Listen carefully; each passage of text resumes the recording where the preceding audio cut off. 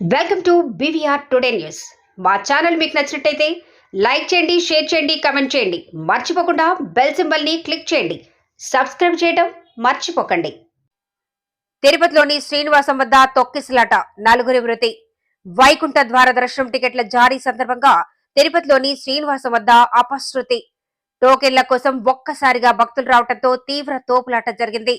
ఈ క్రమంలో తమిళనాడులోని సేలంకు చెందిన మహిళతో సహా 4 భక్తులు ప్రాణాలు కోల్పోయారు.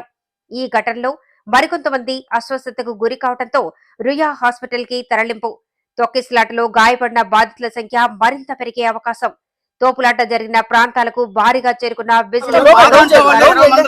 8 మందికి ఇబ్బంది పడి, కాళ్ళు చేతులు కూడా ఇబ్బంది పడి, మొత్తం ఒక మనుషులు ఫెయిట్ అయిపోయి ఉన్నారు. అందరూ కూడా అందరినీ కిమ్స్ హాస్పిటల్ జాయిన్ చేశారు. నాయకులందరూ కూడా వస్తున్నారు, చూస్తున్నారు. ఎవరు ఏమీ లేదు.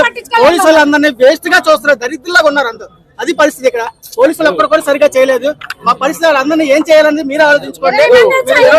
20 మందిలోనే మొత్తం అందరికీ కూడా అందరూ ఫెయింట్ అయిపోయి ఉన్నారు. ఎవరికి కూడా ఏం బాగాలేదు. అందరూ హాస్పిటల్ పడి ఉన్నారు. జరిగింది ఎక్కడ ఏం జరిగింది చెప్పండి. అందరూ కూడా అమ్మాయి కళ్ళు తిరిగి పడిపోయింది. ఆ అమ్మాయితో పాటు కూడా ఒక్కళ్ళే పంపించారు. ఒక్కళ్ళు అయిపోయిన తర్వాత నేను పడిపోయాను. కళ్ళు తిరిగి పడిపోతే నన్ను ఒక అమ్మాయి తీసుకుని వెళ్ళింది. ఉన్న వాళ్ళు ఎవరిని బయటకు రాను, మా హస్బెండ్ కూడా బయట రానివ్వలేదు. ఓన్లీ లేడీస్ కూడా లేడీసే పంపించారు.